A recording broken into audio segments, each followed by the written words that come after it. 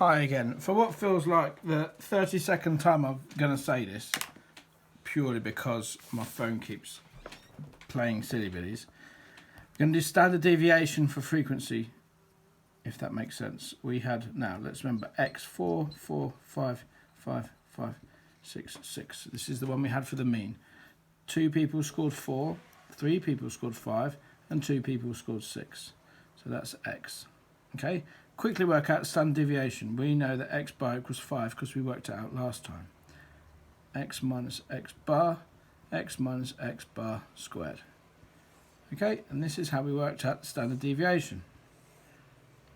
4 minus 5 is minus 1, minus 1. 5 minus 5 is 0, 0, 0, 1, 1. We've done this before. 1 squared is minus 1 squared is 1, 1, 0, 0, 0, 1, 1. Okay? Now, add them all up, and you get 1, 2, 3, 4. Okay? So that equals 4 divided by n. So 4 divided by 1, 2, 3, 4, 5, 6, 7 square rooted gave us the standard deviation. Okay? 4 divided by 7. Now we're going to introduce this whole frequency thing with that. So we're going to have a new formula for standard deviation. A new formula, let's check the phone's working, good. New formula for standard deviation will involve f. So x and f. So nice simple one now.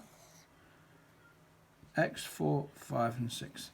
Now, how many scored 4 in the test? 2. How many scored 5 in the test? 3.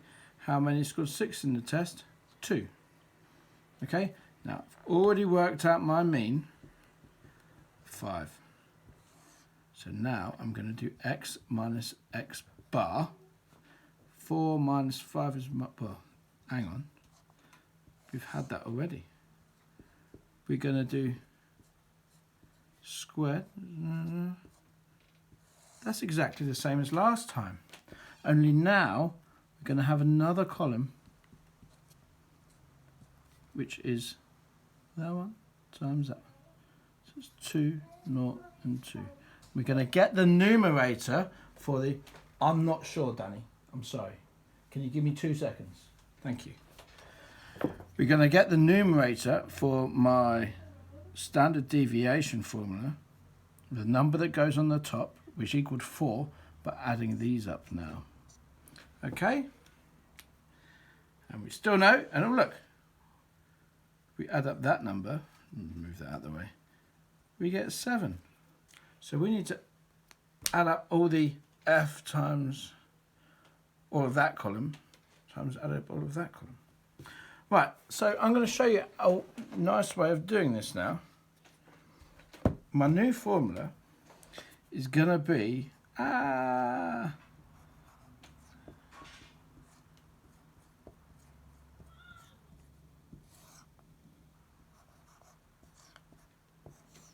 that's my new formula for standard deviation, which looks bonkers.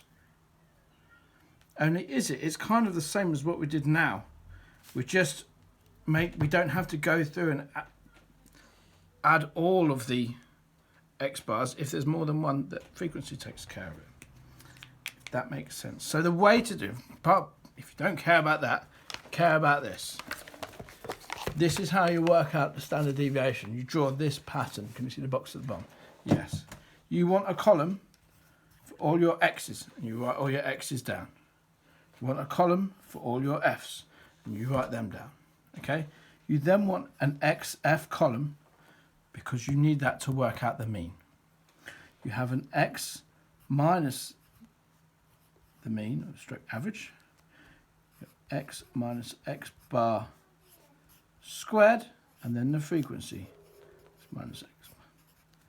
Okay? This here, add up all the f's. This one here, add up all the xf's. This one here is going to add up all the f, open brackets, x minus x bar squared. You need to work out the mean, which is that number divided by, okay? That's the mean. So you fill in all the x's, fill in all the frequencies, times them all together, fill in that column, work out the mean. Now do x minus the mean will give you fill in this column. Square it to fill in this column, and then that column times, this end column, x minus x bar squared times f will give you this column here. Okay, now remembering that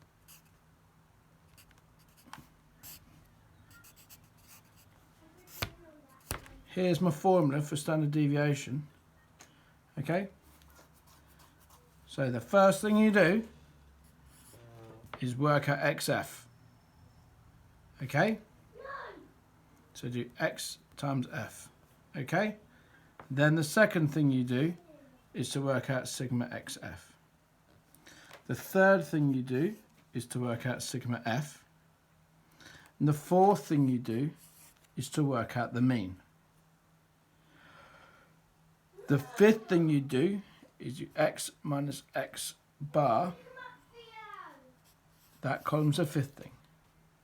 Square it, the sixth thing, times it by f, the seventh thing. So that times that equals that. Add them all up, the eighth thing, and then what you got for number 8, that number there, divided by that number there, square rooted, will give you the standard deviation. Okay, that's what you're going to do for the chemistry secondary data that I've given you and the physics secondary data that I've given you. You're then going to work through what the standard error should be, which is easy because you know the standard deviation, and what the upper and lower limits are of your physics and your chemistry data. You're then going to summarize it in a paragraph. Okay? And that is a distinction task, which sounds very complicated, and it is. Look at it. We've managed to confuse you loads. Okay? I'll do a cheat sheet. Number 1, do this. Number 2, work out this. Number 3, work out this. Like I did last time. This is the column you want. You want 6. So x, f, x, f. Work out. First thing, work out xf. Second thing, work out, add up all the xf's. Third thing, add up all the f's. Fourth thing, work out the mean. Fifth thing, work out each x minus the mean. Sixth thing, square that number. Seventh thing, times number 6 by the frequency to get the seventh. Eighth thing, add them all up and divide by the third number. I've got an idea. Let's do it with the crazy data set that we had. If I can find the piece of paper.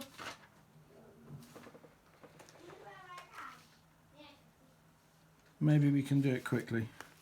So I had a load of, I asked 552 people, didn't I? So we had people scored 3 out of 10, 4 out of 10, 5 out of 10, 6 out of 10, 7 out of 10. 50 scored 3 out of 10. 100 scored 4 out of 10. 300 scored 5 out of 10. 100 scored 6 out of 10. And 2 scored 7 out of 10. Okay, the first thing I do is work out XF. Okay, number 1, XF. So 3 times 50 is 150. 4 times 100, 400. 5 times 300, 1500. 6 times 600 is 600. And 7 times 2 is 14. Okay, you can pause this at any time. Right, so the next thing we do is add them all up. So we add up all of these numbers and we're going to get 2,664. Okay, we're going to add up all these numbers and we're going to get 552. Okay.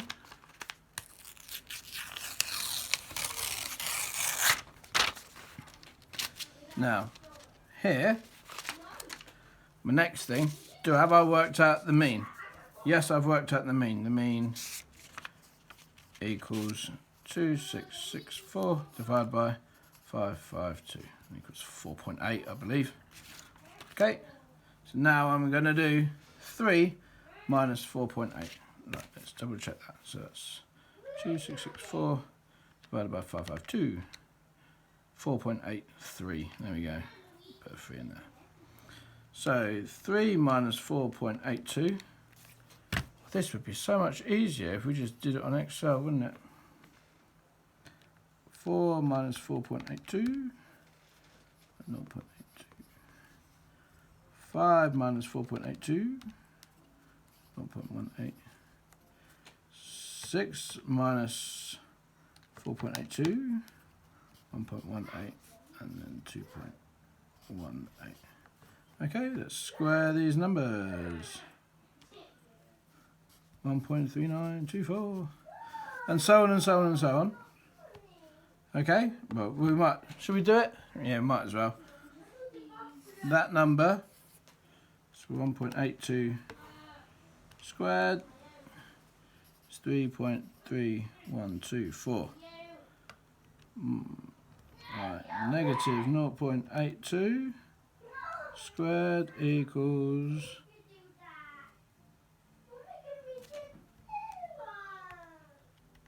you can hear the kids moaning in the background. 0.6724. 0.0324. 1.18. I think you get the gist. And then we got that number wrong. 4.7524. So I've squared all of these. And then I don't think I can be bothered to do it, to be honest with you. And I wonder how many people are still watching. Thumbs up if you're still watching now. Like and subscribe. We're going to times that number by that number to get that number. That number by that number will give us that number. That number by that number will give us that number. We are then going to add them all up. Okay? If we add them all up, divide them by sigma f, so we'll get that number there. I'm not going to do any more, to be honest with you. That's what we're going to do, okay? And that will give us the standard deviation. You know how to work out the standard error. That will give us the standard deviation. You know how to work out the standard error. We can use that to work out the confidence limits. And that's the distinction task. 6 columns, work out sigma f, sigma xf, and that. Okay? I know, but it is just 2 questions, okay? I would use Excel for this, but you don't have to. But if you make a mistake, it's easier to rectify with Excel, okay? I'll put another video on in a minute.